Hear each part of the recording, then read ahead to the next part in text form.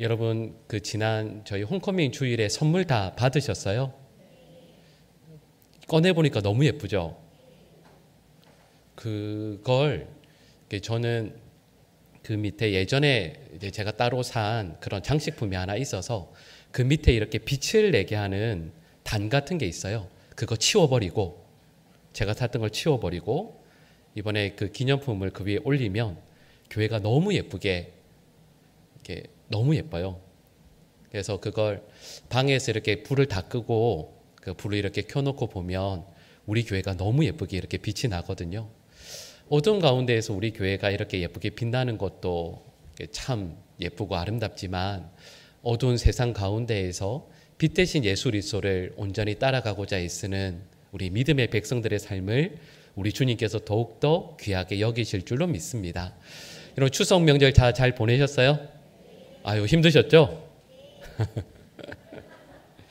우리 옆에 계신 분들과 환하게 웃으면서 인사할까요? 너무 잘 버티셨습니다. 네, 진짜로 그렇게 하시네요. 그 예전에 그 제가 그 좋아하는 그 목사님이죠. 실은 존경하는 목사님 중에 한 분이 그 마틴 로이드 존스 목사님이라는 분이 계세요. 그분을 또 존경하지만 그분의 책을 읽을 때마다 그분의 설교집인데 읽을 때마다 참 그 설교집인데도 참 어려워요. 마치 신학책을 읽는 것처럼 문장도 어렵기도 하고 내용도 쉽지 않은데 마틴 로이드 존스 목사님을 존경하는 여러 가지 이유가 있습니다. 그 중에 하나가 이런 이유가 있었어요. 그게 뭐냐 하면 어떤 그 기자인가요? 이분이 그 로이드 존스 목사님 사모님께 이렇게 여쭈었어요. 사모님에게 목사님은 어떤 분이시냐고, 사모님께서 보실 때 목사님은 어떤 사람인 것 같으시냐고, 뭐 이런저런 이야기 보태지 말고 가장 옆에 있는 사모님께서 보실 때 목사님이 어떤 분인지 한번 평가해 달라고. 여러분 제가 이렇게 웃으면서 말씀드렸지만 이거 진짜 무서운 말이잖아요. 그죠? 여러분 제 아내에게 절대 물어보지 마세요. 이게 서로 곤란하거든요. 이게 진짜 무서운 말이에요. 가장 옆에 있는 사람에게 특히 목회자를 어떤 사람이라고 평가하느냐는 이 말이 진짜 무서운 말씀이거든요. 근데 사모님께서 그 기자에게 이렇게 이야기했습니다. 뭐라고 이야기했냐면 내 남편이 복음을 전하는 자라는 것과 기도하는 자라는 것을 알기 전까지는 그 누구도 로이드 존스 목사를 이해하지 못할 것입니다. 제 남편이 흥분하는 두 가지가 있습니다.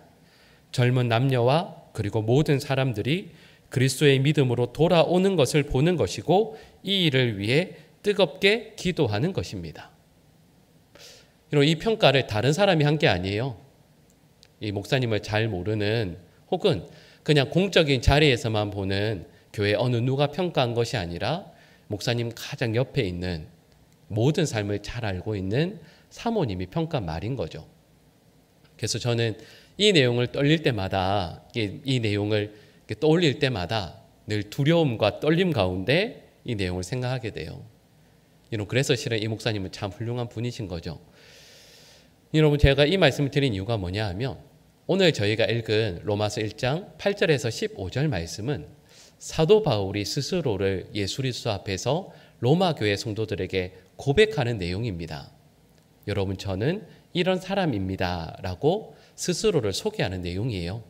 그래서 여러분 읽으실 때 아마 느끼셨겠지만 1장 8절에서 15절 말씀을 보면 사도 바울이 그 나라는 그 인칭 대명사를 정말 많이 써요. 나의 아니면 내가 이런 말들이 계속해서 나옵니다. 어떤 분들은 사도 바울이 로마서 말씀을 로마 교회 성도들에게 전하면서 어떻게 자꾸 자기라는 말을 자기 중심적으로 자꾸 쓸 수 있는가 이렇게 말하실지도 모르겠지만 여러분 그런 뜻이 전혀 아닙니다. 사도 바울은 이 이야기를 계속해서 반복하면서 한 번도 자신이 만나보지 못했고 또 자신을 보지도 못한 이 로마 교회 성도들에게 이 말씀을 전하고 있는 복음을 바르게 세우고자 하는 이 사도 바울 자신이 어떤 사람인지를 그들에게 잘 소개하고자 하는 거죠. 여러분 그 내용을 오늘 본문에서 두 가지로 살펴보고자 하는데요. 여러분 첫 번째 내용입니다. 사도 바울이 자기 자신을 로마 교회 성도들에게 소개하면서 감사로 가득한 내용이 나옵니다. 우리 오늘 본문 우리 8절 말씀을 같이 한번 읽어보실까요? 같이 읽겠습니다. 먼저 내가 예수 그리스도로 말미암아 너희 모든 사람에 관하여 내 하나님께 감사함은 너희 믿음이 온 세상에 전파됨이로다. 아멘. 여러분, 이 내용의 의미가 뭐냐 하면 좀 전에 처음에 잠깐 말씀드렸지만 사도 바울은 지금 로마 교회에 가본 적이 한 번도 없습니다. 그 교회 성도들을 만나본 적도 없어요. 근데 사도 바울이 소식을 들었는데 그게 뭐냐 하면 여러분, 사도 바울이 어느 도시에 가서 거기서 어려움들도 당하고 힘든 일들도 만나지만 그곳에 열심히 복음을 전해서 교회가 세워지는 게 얼마나 감사하고 기쁜 일이겠어요. 그런데 사도 바울이 로마에 가본 적도 없는데 그 로마에 교회가 세워졌습니다. 누군가가 그곳에 가서 복음을 전하고 또 거기에 예수 그리스도의 교회가 세워지게 되고, 이 소식을 들었을 때 사도 바울이 너무 감사하고 기뻐하는 거죠. 직접 가서 교회를 개척하는 것도 감사한 일이겠지만 직접 가서 복음을 전하지도 못했는데 거기에 오순절 성령 강림 때 추측하기로는 오순절 성령 강림 때 흩어져 있던 유대인들 중에 몇 사람이 예루살렘으로 가서 거기에 참여하여 성령의 은혜를 경험하게 됩니다. 그리고는 그 사람들이 로마로 돌아가게 되는 거죠. 그리고 그들을 통해서 이곳에 교회가 세워지게 되었습니다. 사도 바울이 감격하는 게 이거예요. 다른 곳에 교회가 세워지는 것도 너무 감사하지만 여러분, 로마는 어디죠? 그 당시에 세계를 제패하고 있었던 로마 제국의 수도였잖아요.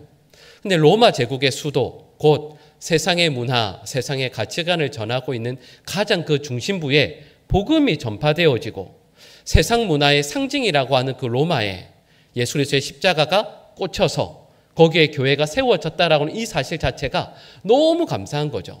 그리고 그 로마의 교회가 세워져서 이제 로마에, 여러분 전에 잠깐 말씀드렸던 것처럼 거기에 도로가 잘 세워져 있었거든요. 갖추어져 있었거든요. 근데 그 도로망을 통해서 이제 세계 곳곳에 예수의 복음이 또다시 세워 전해지게 될 것을 사도 바울이 마음속에 그리게 되면서 그것 때문에 감격하는 거예요. 내가 직접 가서 복음 전하는 것도 감사한데 누군가가 나와 같은 복음에 붙들린 사람이 가서 그곳에 교회를 세우고 이제 그 복음이 온 세계 곳곳에 전해지게 될 것을 마음속에 그리게 되면서 사도 바울은 감사하고 감격해하고 있는 겁니다. 이것 때문에 사도 바울은 진심으로 감사해요. 여러분, 우리 삶 가운데에서 감사하고 기뻐할 일들도 많이 있지만 여러분, 선교사님들을 만나게 되었는데 그 선교사님께서 어렵고 힘든 그 형편들을 쭉 이야기하세요. 그 이야기 들으면 너무 마음이 아프죠. 얼마나 힘드실까, 괴로우실까, 아프실까. 선교사님이 건강도 안 좋으시다고 하시는데 여러 가지로 형편이 어렵다고 하시는데, 근데 그 다음에 선교사님들이 꼭 이런 말씀을 하시죠. 뭐라고 말씀하냐면, 그런데 거기에 예수 그리스도를 믿기로 결단하고 세례받고 주님 앞에 돌아오기로 한 성도들에 대한 이야기를 꼭 듣게 돼요. 그러면 우리는 감사하게 되죠. 그 소식으로 인해서 우리는 기뻐하게 됩니다. 말씀드렸던 것처럼 어려운 형편, 힘든 상황들 분명히 있죠. 근데 예수님을 믿고 예수님을 사랑하여 예수님으로 말미암아 삶이 변화된 사람들이 있게 되었다라는 그 소식에 우리 모두는 감사하게 되죠. 그런데 여기에서 중요한 게 있습니다. 우리가 조금 전에 읽었던 말씀의 시작 부분에 보시면 이렇게 말씀해요. 예수 그리스도로 말미암아, 이렇게 말씀합니다. 그리고 여기에서 이 말미암아라는 이 그 전치사가 그 헬라어로 디아라는 말이거든요. 이게 원래는 뭐냐 하면 도구와 수단을 의미하는 겁니다. 그러니까 예수 그리스도를 통하여서 예수 그리스도님, 예수 그리스도 덕분에, 때문에라는 의미가 되는 거죠. 여러분, 전에도 잠깐 말씀드렸지만 제가 아주 시력이 나쁘거든요. 근데 여러분, 이렇게 여러분들을 이렇게 잘 볼 수 있습니다. 그죠? 여러분들의 그 똘망똘망한 얼굴을, 표정을 다 잘 볼 수 있습니다. 무엇 때문일까요? 저의 안경 덕분이겠죠. 여러분, 제가 여러분들을 볼 때 그 중간에 그 수단이 있어요. 통로가 있습니다. 그게 안경이라는 거죠. 마찬가지로 사도 바울이 좀 전에 말씀드렸던 것처럼 그렇게 감사하고 기뻐하는 이유가 있어요.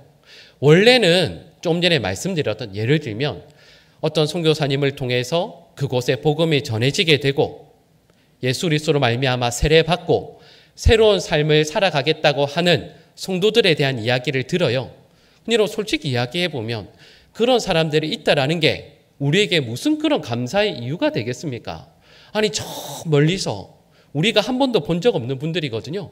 근데 그분들이 예수님을 믿고 결단하고 세례받게 되었다라는 소식을 듣는 게 무슨 그런 기쁜 일이겠어요? 근데 그 일로 말미암아 기뻐할 수 있는 이유가 있습니다. 그 통로가 누가 되었기 때문이라고요?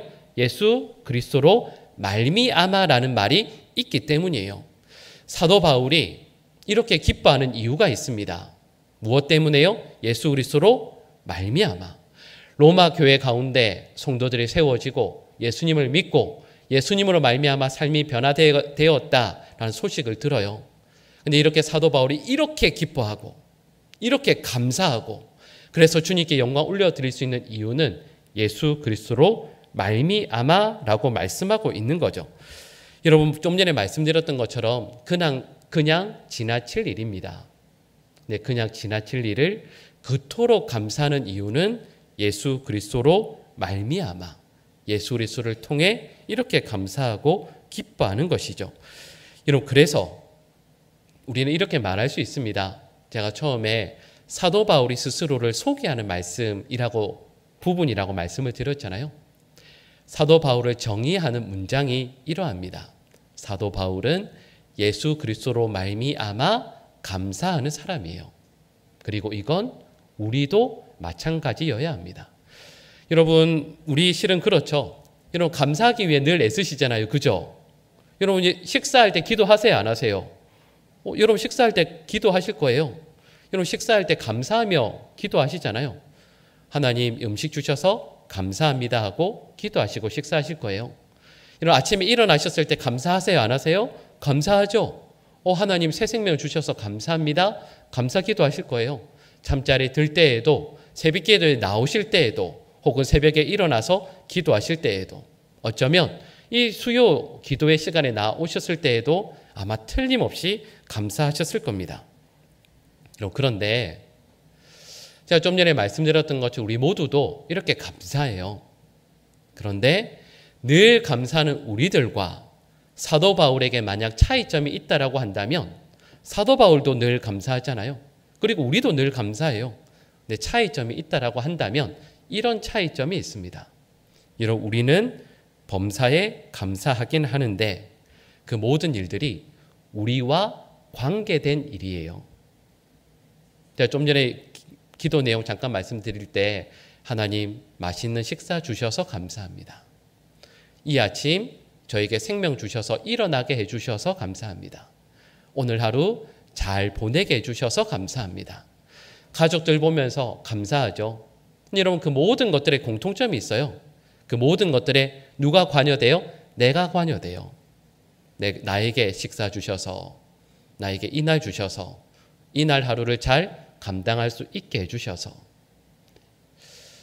여러분 모든 것들은 우리가 감사하는 모든 내용들은 보통은요 내가 관여돼요. 근데 사도 바울은 좀 전에 말씀드렸던 것처럼 모든 일들에 감사해요. 범사에 감사하죠. 근데 감사하는 이유가 우리와 차이점이 있습니다. 앞서 말씀드렸던 것처럼 무엇 때문에 감사한다고요? 주 예수 그리스도로 말미암아. 내가 먹고 안 먹고가 상관없어요. 오늘 이 하루가 힘들었든 안 힘들었든 그건 아무 상관없어요. 내가 늘 감사해요. 근데 감사하는 그 앞에 전제 조건은 하나입니다. 무엇 때문에요? 예수 그리스도로 말미암아. 이런 그것이 사도 바울이 스스로를 규명하는 자기 자신의 나됨이에요. 사도 바울이 사도 바울로 있을 수 있는 것은 하나님 앞에 늘 감사해요. 근데 그 감사하는 이유가 좋은 음식을 주셨든 혹은 어떤 믿음이 좀 좋으신 분들은 하나님 좋은 음식은 아니지만 그래도 감사하겠습니다. 이렇게 하시겠죠. 근데 사도 바울은 그런 차원이 아닙니다. 음식의 차원이 아니라 이 하루를 주셨으면 이 모든 것들을 뛰어넘어서 어떤 상황, 어떤 여건이라 할지라도 사도 바울은 예수 그리스도로 말미암아 기뻐하고 감사하는 것이죠. 여러분, 사랑하는 가족들 주셔서도, 이 하루를 주셔서도, 연휴를 잘 보낼 수 있어서도 우리는 물론 감사해야 됩니다. 좀 전에 말씀드렸던 새벽에든 식사를 앞에 두고서든 하루를 보내었음에도 우리는 늘 감사해야 돼요. 여러분, 이런 것이 필요 없다는 뜻이 전혀 아닙니다. 이 모든 것들은 너무 귀한 감사의 내용들이죠. 근데 여러분, 여기에서 한 발자국 더 나아가서요, 우리 모두에게 감사의 이유가 예수 그리스도로 말미암아 항상 감사할 수 있는 저희 모두가 될 수 있기를 간절히 축복합니다. 이게 사도 바울의 삶이고, 이게 사도 바울이 저와 여러분들에게 가르쳐주는 귀한 성도의 삶이라 말씀해 주시는 거죠. 두 번째 내용입니다. 그 두 번째 내용을 살피려면 오늘 본문 10절과 11절 말씀을 잠깐 눈으로 보시면 사도 바울이 로마 교회에 너무 가고 싶어 한다라는 내용이 나옵니다. 교회 성도들 보고 싶어 하고요. 또 그래서 거기에 꼭 가고 싶다라는 내용을 10절에서 11절 말씀에 이야기하고 있어요. 왜냐하면 처음에 잠깐 그런 말씀드렸죠. 로마는 그 당시에 세계의 중심이었습니다. 그러니까 이런 의미죠. 내가 세계의 중심인 로마에 가서 이 로마에 여러분들이 세운 그 십자가가 힘있게 세워지고 이 로마를 통해서 온 세계에 복음이 전파되는데 저도 쓰임받기를 원합니다라는 그 소원이 사도 바울 마음 가운데 가득 담겨 있는 거죠. 그런데 사도 바울이 로마로 가기를 원한다라고 선포하면서 그 다음에 이런 말씀을 합니다. 열심히 복음을 전하고자 하는 자기 자신을 소개하면서 어떤 존재로 자신이 부르심을 받았다라고 이야기하냐면, 우리 오늘 본문 14절 말씀을 우리 같이 한번 읽어보실까요? 헬라인이나 네, 내가 빚진 자라. 아멘. 여기에서 야만인이라는 말은 진짜 우리가 생각하는 진짜 야만인이 아닙니다. 여기에서 말씀하고 있는 야만인은 그 앞에 보시면 헬라인이라고 되어 있잖아요. 헬라인이 있고 헬라인을 제외한 모든 사람을 야만인이라고 표현했어요. 그 당시에 헬라어를 쓰지 않는 모든 사람들을 그 당시 문화에서는 야만인이라고 표현했거든요. 그러니까 이 말은 사도 바울이 스스로를 뭐라고 이야기하냐면 세상의 모든 사람들에게 뭐한 사람이고요? 내가 빚진 자다라고 사도 바울이 고백하고 있는 겁니다. 여기에서 빚진 자라는 말은 법적으로 보면 어떤 법적인 도덕적인 의무 아래에 있다라는 뜻입니다. 그러니까 예를 들면 사회에서나 직장에서 맡고 있는 의무가 있다라는 뜻인 거죠. 쉽게 이야기하면 이런 겁니다. 여러분, 학창 시절에 다 그러셨죠? 왜 숙제 많이 하는 날, 숙제 많이 받은 날 있잖아요. 여러분, 그러면 그 숙제하는 게 즐거워요, 싫어요? 그렇죠. 우리 마음이 다 똑같죠. 숙제하는 게 나 숙제하는 게 너무 좋아하는 사람은 없으실 거라고 믿습니다. 그럼요. 숙제하는 거 다 너무 힘들죠.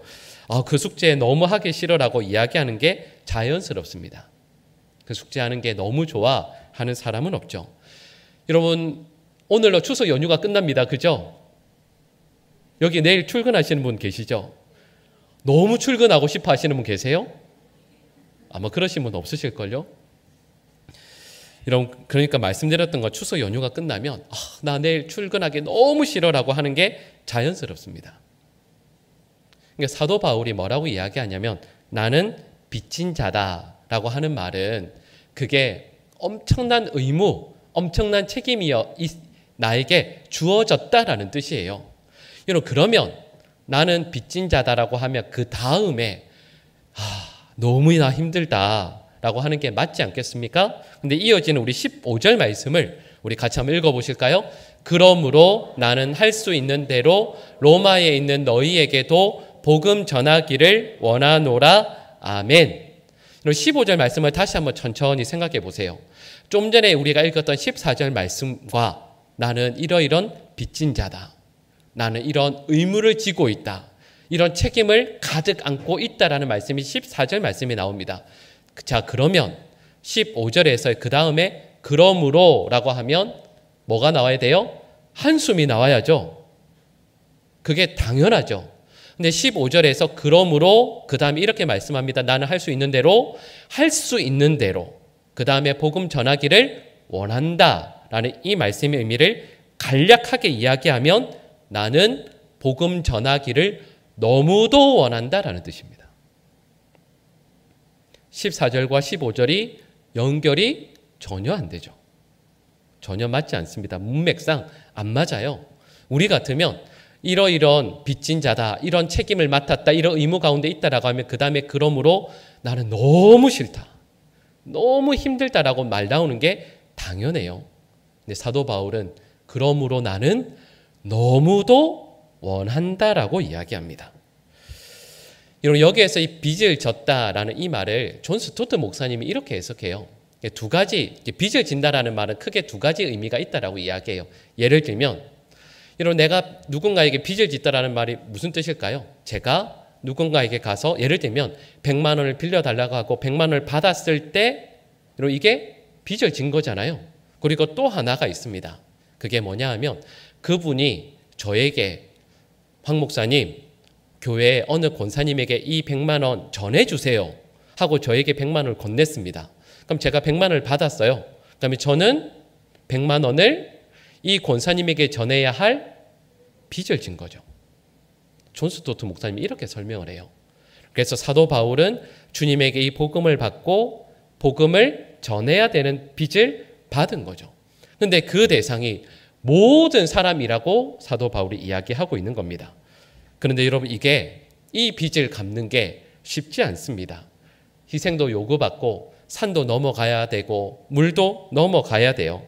그런데 이 빚 갚는 것을 사도 바울이 너무도 하길 원해요. 여러분 실은 이게 이해가 안 되는 거죠. 여러분 이걸 어떻게 설명을 할 수 있을까 고민하다가 이렇게 하면 될 것 같아요. 여러분 혹시 아마 그런 경험들이 있으실 거라고 믿고 이렇게 말씀드릴게요. 젊은 남녀가 연애를 합니다. 근데 연애를 하는데 첫 만남에 너무 사랑하게 됐는데 자매가 그 형제에게 이렇게 이야기해요. 오늘 나 집에 데려다 주실 거죠? 그럼 어떻게 해야 될까요? 형제는? 경험이 없으세요? 여러분 이럴 때 어떻게 해야 돼요? 그럼 당연히 그래야지. 근데 자매가 이렇게 이야기해요. 그런데 가는 길이 너무 먼데 괜찮겠어요? 그때 형제가 뭐라고 이야기할까요? 멀수록 좋지.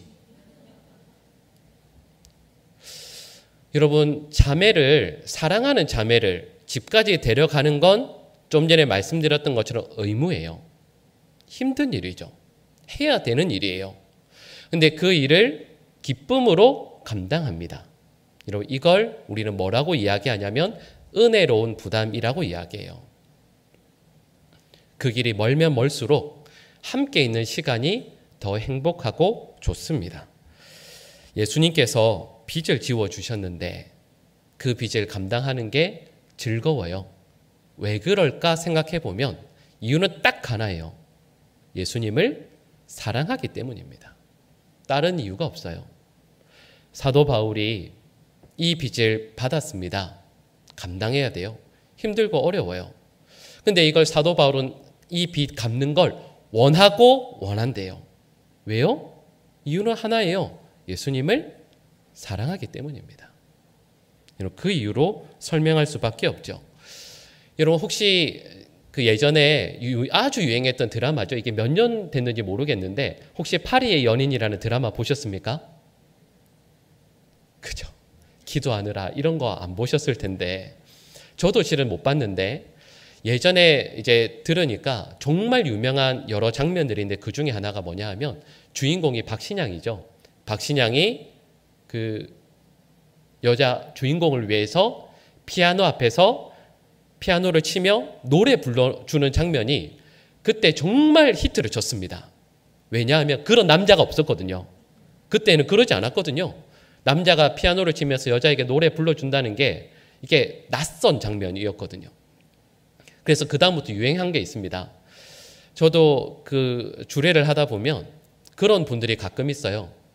목사님, 그 신랑이 저한테 와서 따로 연락이 와서 아니 따로 오거나 해서 목사님 축가를 순서지에는 안 싣는데 자기가 그 신부를 위해서 피아노를 치면 노래를 할 테니 이건 순서지에는 싣지 말아달라고, 깜짝 이벤트라고, 연습 열심히 하고 있다고, 피아노도 배우고 노래도 배웠대요. 근데 여러분 정말 놀라운 건 노래를 정말 못해요. 여러분 그런 그 결혼식 보셨죠? 제가 이렇게 딱 보면 알거든요. 음치거든요. 100% 음치거든요. 근데 그 남자가 피아노를 열심히 배우고 노래를 열심히 배워서 그 사람들 앞에서 사랑하는 신부 딱 한 명만 보고 노래를 사랑의 마음을 가득 담아 불러줘요. 근데 여러분 여러분 그 장면을 어느 누구도 욕하지 않습니다. 왜냐하면 여러분 그 피아노를 배우고 노래를 배우는 그 장면이, 그 과정이 그 신랑한테는, 그 신랑에게는 힘든 과정이나 의무가 아니라, 맞아요, 의무이겠죠. 근데 기쁨으로 감당하는 의무예요. 사도 바울이 말씀드렸던 것처럼 예수님께서 그러니까 사도 바울이 직접 빚을 진 게 아니에요. 예수님이 사도 바울 불러서 야, 너 이 복음을 저 헬라인들 혹은 헬라인 아닌 모든 사람, 세상의 모든 사람들에게 복음 전해 라고 빚을 사도 바울에게 넘기셨어요. 억지니까. 내일 출근해야 되는 것처럼, 또 내일 어떤 일을 숙제를 해야 되는 것처럼 정말 부담스럽고 힘든 일일 텐데 사도 바울은 그게 무거운 짐이 아니에요. 이거 감당하기를 원하고 원해요. 딱 하나 이유, 예수님을 사랑하기 때문이죠. 여러분 두 가지를 말씀드렸어요. 사도 바울이 사도 바울 될 수 있는 이유, 모든 형편, 모든 상황들을 받아들이는데, 감사하는데, 여러분 거기에 붙이는 조건이 딱 하나입니다. 예수 그리스도로 말미암아. 우리의 가정, 내가 감당해야 될 어떤 일들, 여러분 교회에서 해야 될 일들은 또 왜 이렇게 힘들어요? 근데 그 모든 것들을 감사함으로 받아들이는데 이유가 딱 하나예요. 내가 이거 하는 거 적성에 맞아서, 내가 예를 들면 찬양하는 게 좋아서, 교사하는 게 나랑은 딱 맞아서, 이런 것들이 아니라 모든 일들을 감당하는데 예수 그리스도로 말미암아. 여러분 그러니까 그 모든 일들이 감사로 받아들여지게 돼요. 그 모든 일들을 감당하는데, 그 사명을 이루어내는데 예수님을 사랑하니까 예수님께서 나에게 넘겨주신 그 빚이 그저 더욱더 감당하길 원하고 원하는 것들이 돼요. 그래서 사도 바울이 되는 거예요. 이 말씀을 나누면서 우리 모든 성도들도 사도 바울과 같은 동일한 고백을 함께 올려드리는 믿음의 백성들 될 수 있기를 간절히 축복합니다.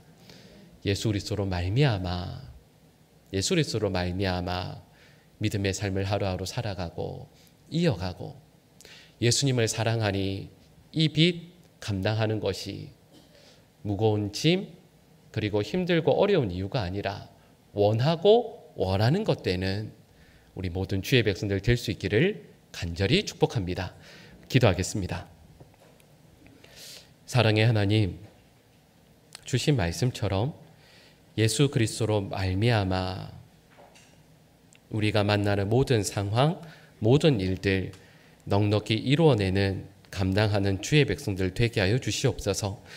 예수 그리스도를 사랑함으로 의무가 우리의 자원함이 되고, 우리의 힘든 일이 감사의 제목이 되고, 복음의 빚을 갚는 일이 우리의 간절한 소원이 되는 우리 모든 주의 백성들 되게 하여 주시옵소서. 예수님의 이름으로 기도합니다. 아멘.